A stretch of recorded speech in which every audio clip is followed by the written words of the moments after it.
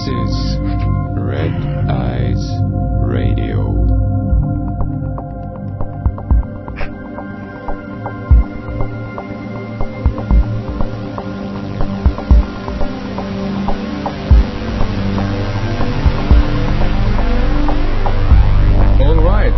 Hello everyone and welcome to Red Eyes Radio. Thank you for tuning in to this live program on bbsradio.com. My name is Henrik Palmgren and I'm coming to you from the west coast of Sweden, and I am the editor and of the websites red-ice.net and redicecreations.com. This is our weekly show here on BBS Radio, and you can now hear us at our new time, which is, of course, Sundays, 2 p.m. Pacific. That's 10 p.m. Greenwich time. So I'm glad that you are here today. And as probably most of you tuning in know by now, we are currently featuring a series with Michael Tsarion on Red Ice Radio. And we are right in the middle of it. This is our fourth show together, and we have primarily been looking at Michael's research that is on his astrotheology pages on Michael's website, which, by the way, is tarotscopes.com. And in a minute, we're going to do a short summary of what we have been talking about so far to, remind ourselves what we have been going through. And if you have missed any of the programs, you can always head on over to my site and go into the radio section there and find out more about how to download and listen to those programs. And also during these episodes we have been featuring a contest, and we will continue with that today also. We still have 3 DVDs left from Michael's excellent Origins and Oracles series, and we want to hand out those 3 remaining in the 3 remaining programs that we have in the series. So stay tuned, as we will do part 4 of our contest about halfway into this program, and we will give out the numbers and so forth later on, so stay tuned. Alright, so let's bring Michael on and kick off this program, and welcome back, Michael, and as always, thank you so much for being here, sharing your research, enlightening us, and with these thanks for the invitations. Yeah, it's excellent to have you here. And by the way, I saw your lecture at the Granada Forum last week, I guess it was. It was excellent. That's recently in Los Angeles. That's 3 years, it's actually about 5 years since I was back in Los Angeles. I actually started my public speaking down there. Mm. And, that was a great opportunity to get to share some new material. Yeah. And also, encapsulate some of the themes. Also, very much in, the idea is to also keep it topical with what is going on right now in the Middle East. We've been talking about it on this show. Yeah, absolutely. But again, we have a very crazy situation here, and I always look at chaotic types of situations. In one way, I look at them as positive, because in a way that might then start waking a lot of people up who are not awakened. Yeah. It might get them to be interested in history. It might get them to ask certain questions of, who are these presidents? Why have they been lying to us? And what is really going on in the world? How did all of this tribulation and conflict happen? Who are the Israelis? Who are the Palestinians? How did this all begin? So again, as tragic as it is, but I've said it so many times before, it seems that tragedy is one of the things that does help the human race to awaken. Unfortunately, yes, that seems to be the case. There you have it. Yeah. Let's do a little summary here before we dive into the content today. And we can say that last time we explored, the actual origins of Judaism, and saw that it is Egyptian, and we also tackled the Jewish bashing stigma that which the establishments use now to silence people who delve into these matters. And once we find that Judaism is Egyptian and that it is pharaohs and royal dynasties that we are exposing, then these questions or accusations of anti-Semitism never arise in the first place. That's right. So that's great. And we show that the masters of the game now here have used clever camouflage and creating a thing known as Judeo-Christianity to hide behind. And we saw that Freemasonry and Judaism are considered one and the same by those in the know. But again, this Judaism is not which is known officially by common folk. Maybe the same way that Nazism was not of German invention but of British. And of course, definitely important. Yeah. Yeah, exactly. And the most major revelation concerning the identity of Jehovah and the contracts made between this God and his priests is really between Aton and his commanders, those descendants of the Levitical Israelite pharaohs of Egypt. And maybe we can begin to talk a little bit about these dynasties of kings more deeply, but before we go into that, to tie in, as we said, current events here, it would be excellent to go into the archaeological evidence for the physical Israel, because as you have said, this is another big lie, and very little archaeological evidence exists showing this today. So maybe we can begin there. Well, you're absolutely right, and I'm glad that you did that summary, because say somebody's coming in for the first time, it's very important to get clued in to several of the things that you just said, which is that, these individuals do use camouflage.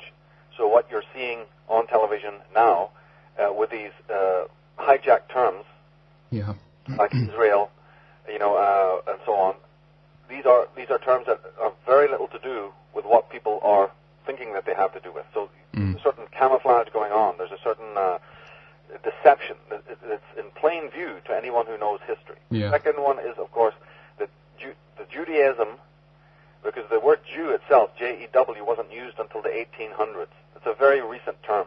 Before that, scholars used the term Judaic or Judaism. Yeah. And what we have to understand is that within Judaism, just as it's the same thing in Christianity, you have an elite, a cult, a very powerful priestly order that goes way back. They even say that priestly order, the Levites, goes back to the time of Mount Sinai. Where a certain oral tradition was handed down to a group of elders, and that these elders then steer the rest of the ignorant people. Yeah. Because even in their own works, they say that the average Jew is ignorant, he doesn't know anything, he's unaware that the Talmud, you see, is the center of Judaism. Yeah. Because the average Jew thinks that the Torah is the center of Judaism, and of course, we would wish in one way that it was, because just like a Christian understands the Bible. But the thing is that there's a secret hidden tradition within Judaism, and they have 5 grades, and at the top of the grades that you reach, it's the full understanding of the magical, hidden, secret, elite tradition that was handed down at Mount Sinai to these elite Jews. Yeah. And these individuals are we know them as the Pharisees, but before they were known as the Pharisees, they were called the Levites. And in my work, I exposed that these Levites were also then known as the Gaionim. Yeah. And that the Gaionim are the descendants of the cult of Aton, are a very, very powerful group that is responsible for creating these dialectics so that people are in total conflict. So you have the Sadducees and you have the Pharisees, Yeah. Then later on you have Paul's Christianity, which is a concoction, a Roman version of the same thing. Yeah. It's very important to understand that the kind of Judaism that was the old world, Old Testament type of Judaism was on its way out. It was being scaled back. It was no longer useful to the Gaionim. It had done its trick to bring into subservience the people of the East. Yeah. But it was having no effect on the Western Gentile peoples. Now this is crucial. So that the person that we refer to as Paul was one of these Gaionim, or was a Gentile in their employ, who worked out of Rome, who had a certain limited knowledge of the Middle East, but was being handed knowledge. The knowledge that you read about St. Paul was not his own. And the whole story of his conversion at Damascus is nonsense. Even the Jewish scholars, have seen through that. Yeah. That this is just total nonsense. And many of the things that he wrote which has become the New Testament, are lies. They're things that are not consistent with what was going on historically, archaeologically, or even theologically in the old world. But it was imperative for these individuals that were behind the old Talmudic form of Judaism, the old Pharisaic tradition, that in the New Testament Jesus is meant to be against. And it was very important that the new Christ, the new Jesus, which was a pagan idea, of course, had to look on paper that he was against the old Pharisaic tradition. But what I'm saying is it was the Pharisees who were creating this Jesus, image. Yeah. But it was very important that they were never going to find an inroads into the Western culture. They were never going to be accepted as a civilized people unless they had a god, unless they had a tradition that was, was able to be accepted in Western lands. Yeah. And the story, why I'm going into this, is because the story of how Paul doctored the old pagan Mithras, Ahura Mazda, the Horus, how he took the Hebrew Messiah. And by the way, the Hebrew Messiah was nothing more than a military leader, a commander. It had no spiritual component whatsoever. He was purely a rebellious leader who would lead the Judeans out of captivity or bondage on a physical, political sense. It's later that, the term got hijacked and was, made into something more than it actually was. Yeah. So we're talking about the wholesale hijacking of terms that if you actually get into their true historical meaning, you start to unravel an incredible story there. Yeah. But one of the most important things that we could probably deal with now is what you said in the introduction. Unbelievably, because we're talking about the camouflage and we're talking about the tranquilization of people who just believe whatever they're told by the very people who are the conspiratorial ones. Yeah. Just suck it all in. And yet, in the physical sciences, in archaeology, despite what the History Channel shows people, right, despite what some of the television malarkey is, the top archaeologists have not discovered Jerusalem, have not discovered any of the ancient places that are mentioned in the Bible. They have found little to no evidence of the so-called chosen holy people. Now, why is this important? Is because, look, how does it tie in with Michael Tsarion's work? If this guy is going out of his way to tell everybody that, look, of course you're going to find no evidence because these people were Israelite pharaohs of Egypt, who from the moment of their expulsion from Egypt have been, hiding their origins and working in the background, and perhaps even because they were filthy rich, they were extremely wealthy people, they were able to co-opt the dignitaries of Assyria and Babylonia. So they were able to work behind the scenes. They had merchant class status. They had theological status and rank. Not high enough to really impress the top rank of other countries because those people would have seen them as renegades. Yeah. The story was out. But it might have been enough, Henrik, to impress the lower dignitaries and to be able to, marry in with those families and have a certain kind of a camouflage behind very powerful, rich families. They would add their own wealth to those families. Yeah. And of course, it's like in Ireland or in America. You always have an opposing group, don't you? You have aristocracy who leads, and then you have their opponents. So the cult of Aton has been very clever to know that yes, you may not be able to be received with trumpet fare in the courts of the top brass. Yeah. Because those people respect Egypt and know what kind of people you are. The game's out of the bag there. But hey, every dynasty, every empire, every emperor, every king, every rich family has enemies. Yeah. So the cult of Aton are clever enough, and I believe these kinds of machinations date from this time. And they have the money, and they have the clout, and they have the promise. So somehow, without going into a long story here, they got into being assisted and helped. But it comes back to our story. As part of their camouflage, they have created a book that has been edited I don't know how many hundreds of times, especially by people like Francis Bacon and so many other major Illuminati figures. Even today it's been subtly reinterpreted and not so subtly reinterpreted. But from that book and from that duplicitous scholarship has come this idea that there was these wonderful, citadels and incredible cities and all sorts of landmarks, literally over there in Canaan. And anyone who's read my work and knows my work knows that civilization, as we are told, could not possibly have arisen outside of Egypt, from the lands that we're told in Palestine, Canaan, Syria, Jordan, and even in Iran.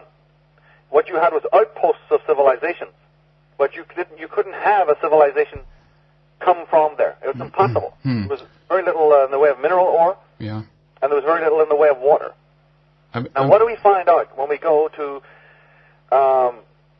the great scholars in theology? We find books like the Dead Sea Scrolls, which cut right at the root of many of the fundamentals of the theological aspect. So the theological aspect, what Christians have to understand is this, that even your theological principles that are laid down in the Bible, the dogma, have been assaulted massively since the discovery of the Gnostic Gospels and the Dead Sea Scrolls. Yeah. So you better know your stuff when you're talking. Then along comes people like Jordan Maxwell who can really take you apart, who've really done some homework that even transcends what has been known from the Dead Sea Scrolls and these things that were also creations, of relatively recent times. These are people who've gone into studying the ancient mythologies of the world, the ancient gods and the Solar King. And we have Mustafa Gadala revealing, that the ancient sun kings of Egypt used terms like Christ. Yeah. You see, and all of this thing. So we have a massive assault on the theology, and we've been talking about that in other shows. Yeah, yeah. But what do you find? You even have an assault upon the physicality of it from the top archaeologists that exist. And the one that I think that people ought to know about is Professor Thomas Thompson. Thomas This Thompson. is Thomas L. Thompson. And he wrote, there's been many books written on this kind of subject, and he wrote the book, The Mythic Past, Biblical Archaeology and the Myth of Israel. Now, this is a fairly recent book.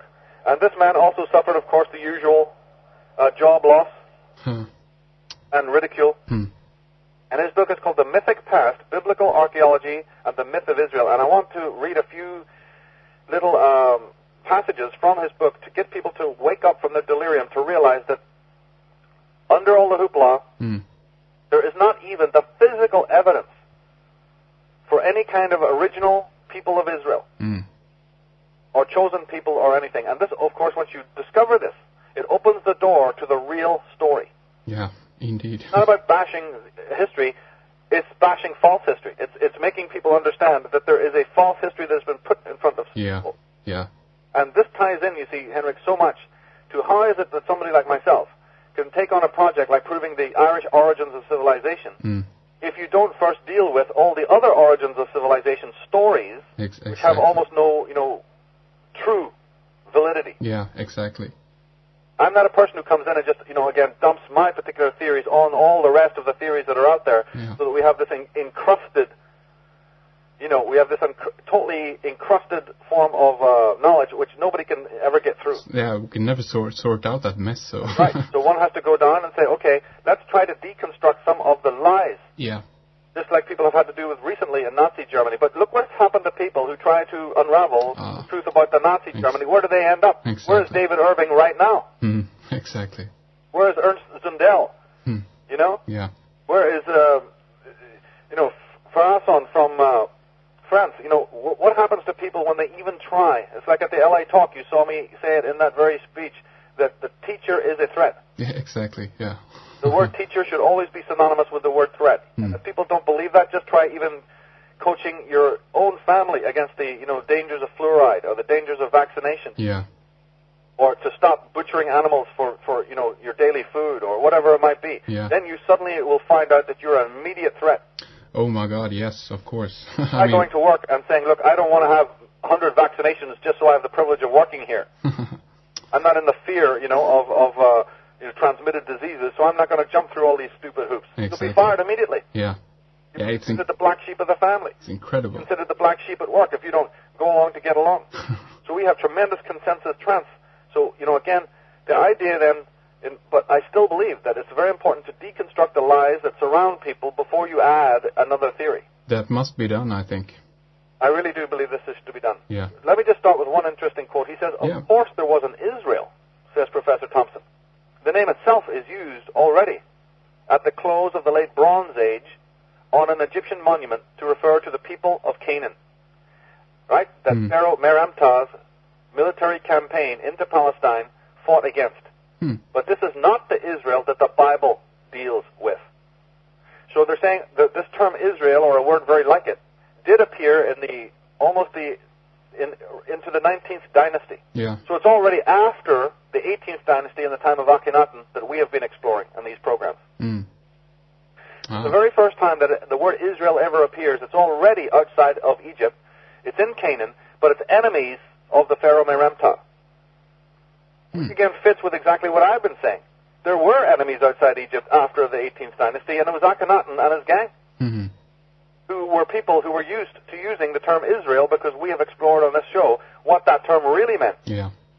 It was a group of priestly people, just like the word, they will accept that Levite. Oh, absolutely, Levite means the priestly class. Yeah. You say the word Cohen to the Hebrews, and they say, absolutely, that represents the priestly class. You go back and you use the term Hebrew, and they'll go, well, okay, we accept that that was a term that meant, the interpreter. Ah. The interpreter of the mysteries. Okay. Although, as we said, the word Hebrew specifically is very interesting because it was mistranslated on purpose. I believe it was a deliberate mistranslation of the word Ibaru to the word Aperu. Yeah. And the word Aperu actually meant the invaders, or the foreigners, or the lepers. You see, there was a very interesting duplicity, a very interesting hijacking taking place with the word Hebrew, but we probably don't have time to go into that. Mm. But the idea is that these Israelites that were outside Egypt were once Egyptian in origin. Uh-huh. Okay? Yeah. Professor Thompson goes on to say, nowhere in the Torah, or also in the Pentateuch, or the 5 books of the Bible, is there any mention of Jerusalem, let alone a temple anywhere in Jerusalem. Mm. And to a Jew, the Torah is God's law and blueprint for all mankind's peaceful existence. All right? Now, this is by an author, actually, Stephen St. John wrote this. Mm.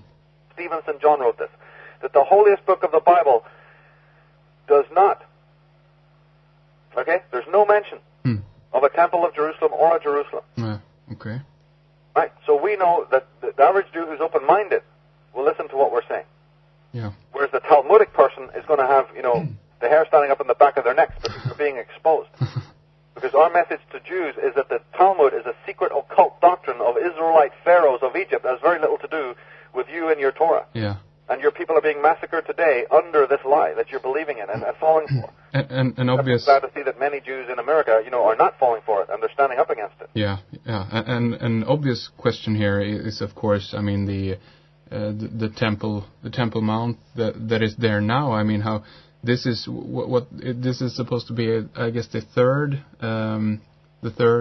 wall that is there. I'm referring to part of the third temple, right, or the second? Do you know? I think it's the second, isn't it? And the third's meant to come. Ah, that's right. Yeah, and I mean, do we know how old this is? Oh, these are recent. These are recent concoctions. Every time that they've dug down underneath, because archaeology always wants to date something by looking at what's underneath. That's traditional. Yeah. But every time they've dug down under Caesarea, or every time they've dug down under where they say that these other places are, like Megiddo, or Petra, or any of these famous places all over the Middle East, especially in the Holy Land, don't you see there's dead silence, Henrik? Yeah. The very fact that they don't come forward and say, look, we found the actual foundations of the Temple of Solomon. Exactly. Hey, we found, the actual Temple Mount. We found Herod's castle. Mm. You never actually see anything coming forward, even on the Christian broadcasting networks here. Mm. Because every time they dig down there, they're finding stuff that cannot be shown to be Israelite, or what we're laughingly calling Jewish in origin. Mm. It's either Celtic or Phoenician, you see, or Egyptian, or some other race, like Etruscan. So the point being that if anyone who studied archaeology for 5 minutes, you're not going to find any Israelite citadels or cities or towns or villages or anything. Because they don't exist. Because the whole thing is a myth. Douglas Reed, and this is a man I wish that all people would do an internet search on, or would read his great book, Controversy of Zion. He says in that book, the adoption of the name Israel by the Zionist state, which set up in Palestine in 1948, was a transparent false pretense. Now, we've already discussed this, Henrik, remember? Yeah. About how can Jews accept that you dare have a state of Israel? Why don't you call it state of Judah? Yeah, state of Levi, or state of Judah, or state of Zion? Mm-hmm. Since we understand by their own Jewish history that the 10 tribes of Israel have assimilated into the West and are perfectly assimilated. Yeah. So we're talking about hijacking terms and we're talking about deception. Here it is in our face. Yeah. What I'm trying to say is that, look, even back then the term Israel didn't even mean what it meant. Yeah. Back when the term first came into use at the time of the Pharaoh Meremta, when they wrote that they're fighting enemies who are being crushed now under that name, they're not talking about wild vagabonds that they have to fight in Canaan. That was never a threat to Egypt. Yeah. They're talking about Egyptian dynasties who are running madly to other peoples, trying to rustle up armies, who are desperate to fund mercenaries, who are taking every kind of disgruntled person, who are doing black politics within Egypt to try and come and unsettle the throne there again so that they can restore themselves to the throne of Egypt. Because the rest of the world is unimportant to these people. What they want is Egypt. Egypt being the most powerful civilization at that time. So you have deadly enemies working from within and working from without, who still have people following, them from within. These are old Hyksos invaders from many thousands of years previous that the Egyptians have already thrown out of power. Yeah. They're not worried about any other invaders at all. This is another big lie. The invaders that they were worried about that kept their country in subjugation for nearly 300 to 400 years, they'd already dealt with successfully. Yeah. The Hyksos people, these Israelite pharaohs that I'm talking about. So Egypt was taking a breather. Ah. Now, here's another interesting statement from Douglas Reed. He says, the Encyclopedia Britannica says that Judaism developed long after the Israelites had merged themselves with mankind. So that's history. Now we're talking factual history. Yeah. That what you think Judaism is, which I'm always saying to people, is Leviticalism, which is Pharisaism, which is Gaonism. This is something that developed ages after the term Israel was used. Yeah. They're finding this out now. Madame Blavatsky said that, nay, not only is there no proof of the 12 tribes of Israel ever having existed, but Herodotus, the most accurate of historians, who was in Assyria when Ezra flourished, never mentions the Israelites at all. How is this possible? See? Yeah. Again, a dearth of information in the historians that we're meant to trust. Yeah. And you see, today, modern Christians and modern Jews will always be pointing to these spurious ancient historians, you see, to justify their existence. Now, here's Douglas Reed again, Henrik. He says, anything like a purebred tribe of Judah must have disappeared some centuries before Christ at the latest. So that even those Jews today who say, okay, we accept that the 10 tribes of Israel have merged into the West. Yeah. We descend from the 2 tribes, or, the tribes of Judah and Levi and Benjamin and so on. But the experts are saying, look, even that strain, if it ever existed at all, has long since, gone from the world as an identity, as an ethnic group. So, again, if people are listening to us for the first time, let's understand. You can be a Jew today in the same way that you can be a Christian today, is in the same way that a person can convert to Shintoism today, is by conversion, religious conversion. Yeah. And just because your ancestors in the 19th, 18th, 17th, 16th, and 15th century perhaps converted to a religion does not mean that you're ethnically or racially connected to the people who claim to be of that religion in the beginning. Yeah.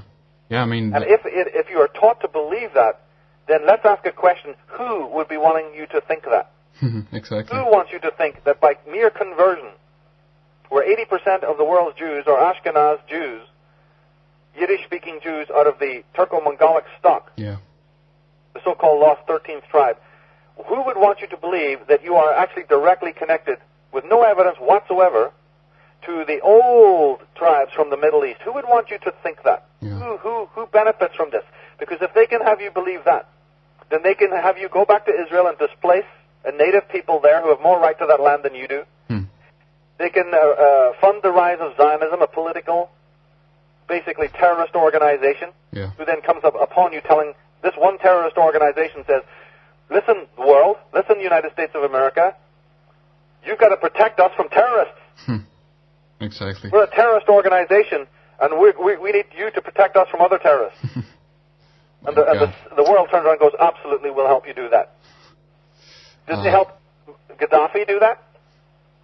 Did America run and help, Gaddafi or any other organization on paper to do that? Of course they wouldn't. No. Oh, my God. It's a mess. I mean, oh, my God. I mean... mess is the human, craziness. Yeah. Listen to what Conor McDowry, here's one of the greatest scholars that ever lived. He said, Hebrew was never spoken by the Aramaic people of Syria, the so-called Jews, or by the people of other countries. It was used by the ancient Irish priesthood of Iessa, precisely as Latin is used today by the Roman Church to impress its multitude. Interesting. So we've got many interesting questions here. I want to get to a couple more quotes from Thompson. He says here, Palestine never developed. Now listen to this very carefully. Palestine never developed a political power of any great international significance. It was always so divided by its many small regions that it never developed a common history except when it was controlled by some power from outside, such as Egypt, Assyria, and Babylon. So in other words, it was an outpost of major cultures. High culture, as expressed in art, architecture, literature, and pageant, hardly existed. Most of what has survived is either foreign in origins or derivative of Phoenicia on the Syrian coast. Now the Phoenicians, as we said before, Henrik, were Irish, were Celtic. Sometimes they were Celtic, several times removed. They were Irish several times removed, but they were Celtic nonetheless. They inhabited Iran, which is exactly the same word as the old name for Ireland, Iran, or Erin. The sacred land, or the land of the sacred people, meaning the land that the sacred people were using for various, outposts and ports and educational purposes. There was a worldwide college of the Druids at that time. So settlements grew up. Places like Caesarea are built over ancient Celtic sites. Places like Petra, that they always tell you so mysterious they can never work out who built it. It's very easy to work out who built it. It's the civilized, educated ones from the ancient times that the Etruscans and the Phoenicians and the Syrians and the Iranians all had married in with and merged with, and who absolutely named their countries after the people of the West. Did you know the word Syria literally means people of the West, the land of the Western ones? Oh, really? Interesting. That's what the word means. Ah, interesting. Now we have... Michael, before we, what do you say if we do a little break and do our contest? We're about half. People call in, so it can interrupt the flow of the show. Why don't we do the contest in the last 10 minutes? Sure, no problem. Then we're not constantly interrupted because this content is very important to get across. We have such precious time. I agree. Let's do that. Of course. Please continue. So we'll definitely do the contest. Hello, Michael. Are you there? Yeah. Did you want to take a break, or no? Should we just go on? No, let's go on and let's do it at the end. So it will be great. Yeah, please continue. It'll be good now. So just keep an eye on it. We'll do it the last 10 or 11 minutes before the end. Yeah. Now here's Professor Thompson himself, and of course this man wrote a book called The Mythic Past: Biblical Archaeology and the Myth of Israel. And this in this one book, you can save you reading volumes and volumes and volumes and volumes of lies. Now, Professor Thompson says that Jerusalem's history, he's talking about Jerusalem specifically now, Jerusalem's history remains impossible to write. Although the Egyptian Amarna letters, which give us correspondence between Palestine's petty princes and kings and the Egyptian pharaoh of the late 14th and early 18th centuries, tells us much about the town of Urasalim, there's a place called Urasalim, and about its patron, we know nothing about this town from archaeology. We are not even certain where it was located, though we have every reason to believe that it was at the place they're saying is Jerusalem. But they've never discovered it. So the forensic evidence, so to speak, isn't there. He also goes on to say, there could not have been a kingdom for any kind of Saul or David to be king of, simply because there was not enough people. Not only did a state of Judah not yet exist, we have no evidence of there having been any political force anywhere in Palestine that was large enough or developed enough to have been capable of unifying the many economies and regions of this land. And at this time, Palestine was far less unified than it had been for more than 1,000 years.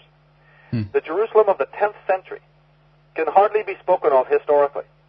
If it exists at all, and years of excavations have found no trace of a 10th century town, it was still centuries from having the capacity of challenging any of the dozen or more powerful autonomous towns of Palestine. Yeah.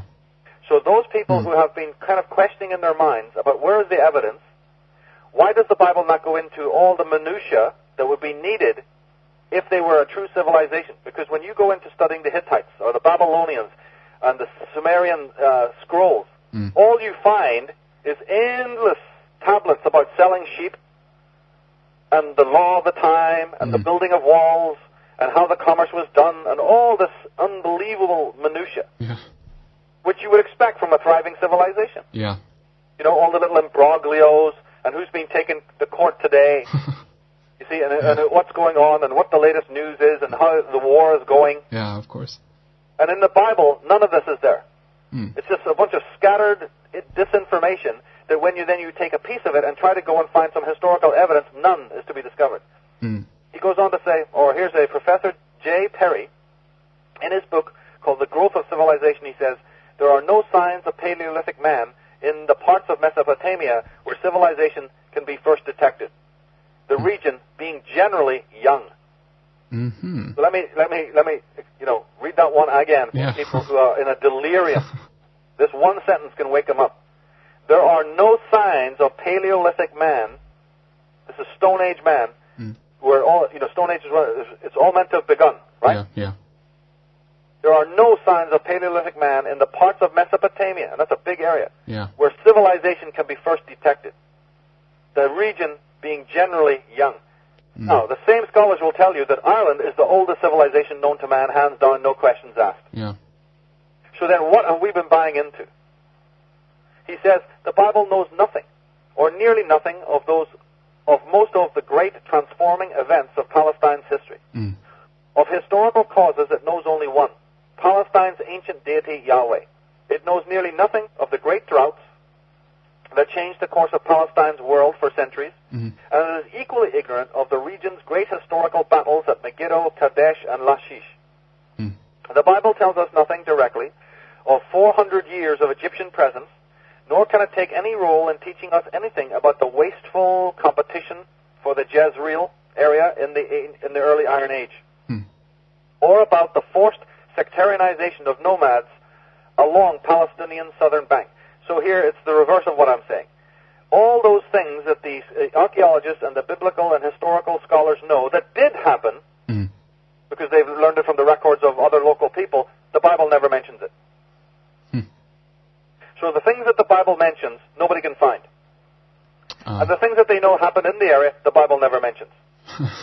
But people are going to believe it. That's right? So it's the same thing as you turn on the television today, CNN or ABC News. People believe a moon landing happened. That's great. That's interesting. Yeah. That was from Professor Thompson. He goes on to say, one of the most striking and wonderful things about an historian like Josephus, and this is so important, Henrik. He says, one of the most important things about a historian like Josephus, and he has the word historian in parentheses, is that he knows almost nothing about the past, that we ourselves do not already know from other sources. Now look at this. In an account he gives of a supposed event of 2 centuries earlier, in his words, confirms that something we can read in other works. It is only because he has copied it or paraphrased it. Josephus has been well described as a person that you wouldn't buy a used car from. Ouch. It's further up the totem pole than these kinds of men. And he's telling you that now that because we have so much documentation, that anything that you find in Josephus, we have the sources of where he took it from. In other words, he's a plagiarist. In other words, his history isn't worth 2 cents. In other words, this was a guy with a nice big bank balance that was set behind a desk, and he was fed information that is now called history. When do you think that this was written? This was written either after the time, or it was written during the time that they say that these people existed, but that these were people who were agents of people who were giving them the history to write. And I've always maintained that the Bible is either 2 things. It is the careful biography of the true Atonist people that we're talking about. But they used it like a screenplay, just in the same way that they say that Shakespeare's plays conceal many messages about alchemy and mysticism and certain bizarre characters who existed, you see. So I believe the Bible is the same way. I do believe that some of the characters of the Bible existed. And I do even believe that some of the events that took place existed. But they are carefully transmogrified accounts. To talk about a different dramatis personae that we have been addressing in these shows, but not the one that people think about when they're thinking of Paul and Saul and Peter, you see. And these are, a lot of them are astrological archetypes. Exactly. And a lot of them are characters well dressed for the 18th dynasty pharaohs and other great dignitaries that are sacred to the cult of Aton. It's their holy book. And it talks about the events, their Yahweh, their burning bush. All of this stuff is their particular iconography. But these people are megalomaniacs. They have insisted that Jewish people today and Christian people buy into this personal biography as a religion. And you know, As you see on the talk that I did in L.A., people will do it because our forefathers only lived for a few years. Yeah. And we haven't got too much brains. There's not too many enlightened people around. So, of course, we will accept this kind of nonsense. Yeah. But the point being that these individuals, as many, and not just Josephus, but many others, they're already stealing histories from other people. So it's like everybody at school comparing each other's works. And then what happens is, down through time, the universities and the scholars put before us, because it looks old to us. Yeah. So they're saying, listen, this is aged with time. You accept this grape juice as the finest wine, all right? Because we've kept it buried down here for years. Yeah. Doesn't mean it's wine, but they're going to tell everyone, nobody's ever tasted any wine, so they're going to believe that this grape juice is the real thing. Yeah. And of course, it's under pain of death. You don't even have a choice. No. Now it says here, he says that they did not hesitate to change their sources and reconstruct the past whenever there were gaps in their knowledge, or indeed in any manner that they saw fit. As we have grown more aware of such typical characteristics, the history of Israel has grown less and less acceptable. Historical scholarship's indolent habit of offering paraphrases of ancient historians and correcting them only when evidence proves them wrong will no longer do. So the mess of history that we have got is people taking original histories of other peoples and other theocracies and other cults, adapting it. There's a term called adaptation. You see it on the end of any movie, and often at the beginning of a movie they'll say, this movie is adapted, but it doesn't bear any resemblance to any characters living or dead. Yeah. Well, when you pick up a Bible, and when you listen to any of the bunk coming down from any priestly source, it is such adaptation. Look up the word in the dictionary. Go to dictionary.com and look up the word adaptation. And also look up the term Reverend Robert Taylor, or any of the people that I deal with on my website who did know this, who were from within the church, and who desperately tried to tell people the true history. Alvin Boyd Kuhn, Godfrey Higgins, Gerald Massey, the list goes on, Schwaller de Lubitsch. Anyone who tried to say, listen, we, as archaeologists, as people who've been out in the field, we sense that something's wrong, let us tell you the true story. Well, like the Reverend Taylor, they end up in the jail, locked up. Literally locked up. Their liberty taken away from them because they're not going to preach astro-theological sermons. They're not going to talk about ancient cults. We don't want to know about ancient cults. We don't want to hear you talking about how the symbols of Judaism are the symbols of Freemasonry. You must be out of your mind. We're amazed that you even worked out the fact that we've been having a historical deception. That worries us enough. And now we're certainly not going to allow you to tell the true story. We say in the Bible that biblical patriarchs lived for 800 years, Henrik. This is a lifespan of 800 years, and this has been in the Bible. You accept it. It doesn't matter if you've never met anybody that has lived 800 years. You're going to accept what we've just said. It doesn't matter if you've done archaeological research to find out that there was never enough water or fresh water, or no types of oases could have existed in Iran during the times when they say that Ur and Chaldea and all of these places existed. There's no civilizations could have flourished in exactly the places that they tell you that Abraham came from. But that doesn't matter. We're telling you to believe it, and you will believe it. It's all that matters. Oh, interesting. I mean, because it's a fine line between being able to pick. Study the Bible for what it is, because I know that you refer many times in your works, in your Origins and Oracle series, to the Bible, because there are some very interesting passages in that, and at the same time, as you say, being able to see through the more obvious lies that form the religion and the world we live in today. So I think you do that. As I've said this, and I've been asked this question many times, when you quote from the Bible, you're not quoting from the Christian Bible. You're quoting, as I told you, these people plagiarized the traditions and the religions and the theology and the wisdom, also the wisdom of previous peoples. Phoenicians, Assyrians, Egyptians. When I'm quoting from the Bible, I in my mind, I'm quoting from Egyptian history. Exactly. It doesn't bother me to quote from the Bible. No. My comments about the history of the Bible are still legitimate, and I can still be quoting from the Bible because I'm in no delusion. In my mind, I know exactly what I'm quoting from. I'm quoting from elders of elder wisdom that came out of previous times before the distortion. Now, the truth still exists as truth. This is why when I'm addressing Jews and addressing Christians, I'm saying, you know something? You're a better Jew and you're a better Christian when you accept the historical, archaeological, factual truth about your own religions. Yeah. I'm not threatening your religion. I'm purifying it. Isn't it time? Yeah. The Mormons can come along and create a perfectly brand new religion.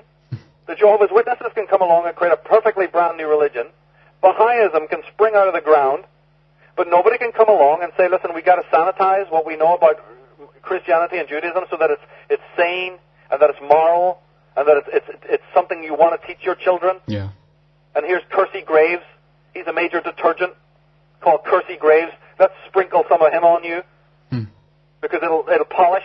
They don't want it to be polished because we got a Vatican structure here. We got Opus Dei. We got a whole Jesuit, mind control gig happening here. Yeah. Just wanting to keep people in absolute servitude. They don't want to have it cleaned up and cleared of all its filthy debris. Exactly. They want to hand this bunk to future generations so that future generations are in the same absolute despicable mess as the rest of us are in. And as long as this is unacceptable to me, you see, that this goes on. Yeah, and as long as people are arguing about it too, I guess it serves an agenda that people never will get anywhere with it. So the argument is very important. Yeah. Remember, they put it together so fast, Henrik. It shows me that they didn't even really care about too much of the historical accuracy. Yeah. They put it together knowing that it would create conflict.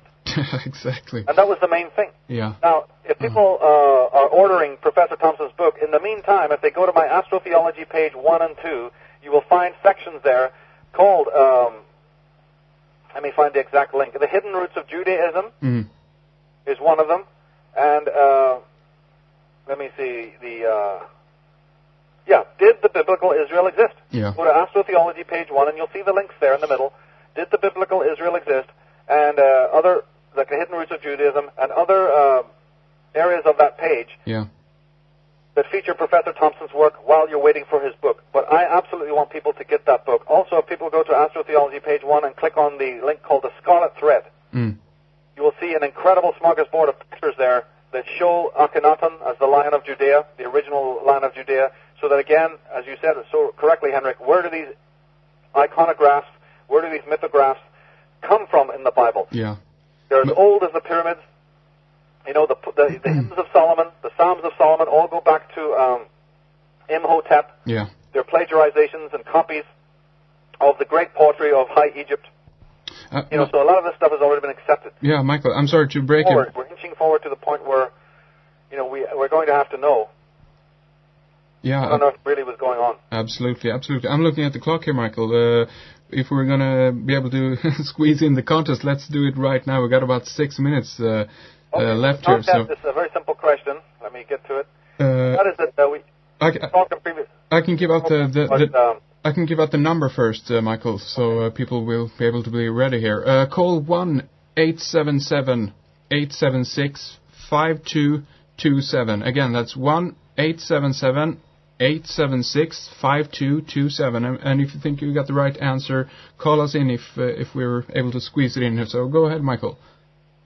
Okay, we've said that Christianity was born in Egypt during the 18th dynasty, and that certain of the temples of Akhenaten were designed in the cross.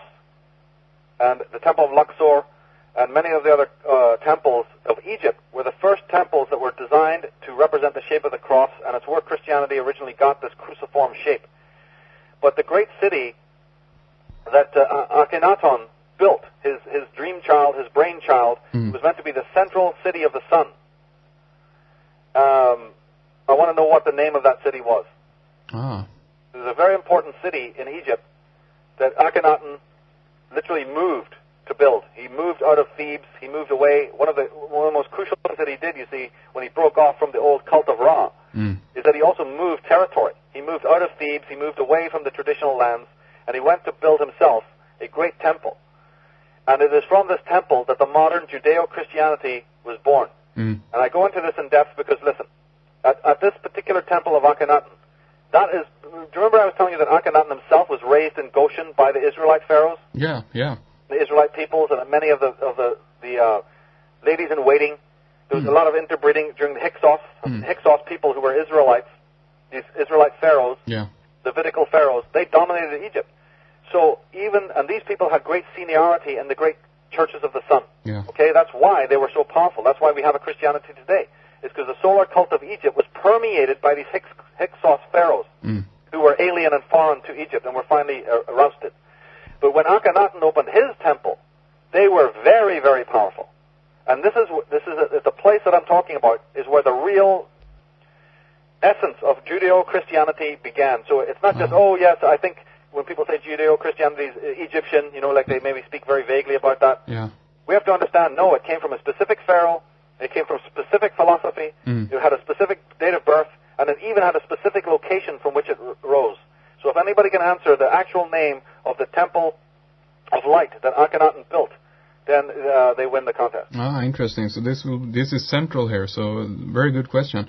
Yeah, and if we have anyone out there who think that they got right answer, again the number is 1-877-876-5227, and if you're calling from outside the U.S., just add 001 in front of that number. So, okay, we got just about 3 minutes left here, Michael. Time goes so fast, but where do you want to lead us into here at the end? Well, we got a lot done, and next week we can definitely go into precise detail about the individual pharaohs themselves. Yeah.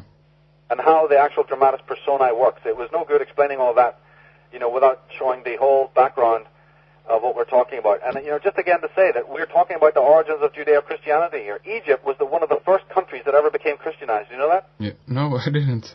Yeah. Interesting. People, who go to Sunday school every day, or history studying the Christian history, don't know that Alexandria... Hello? Hello, we got a caller. Yes? Yeah, hi, what's your name and where are you calling from?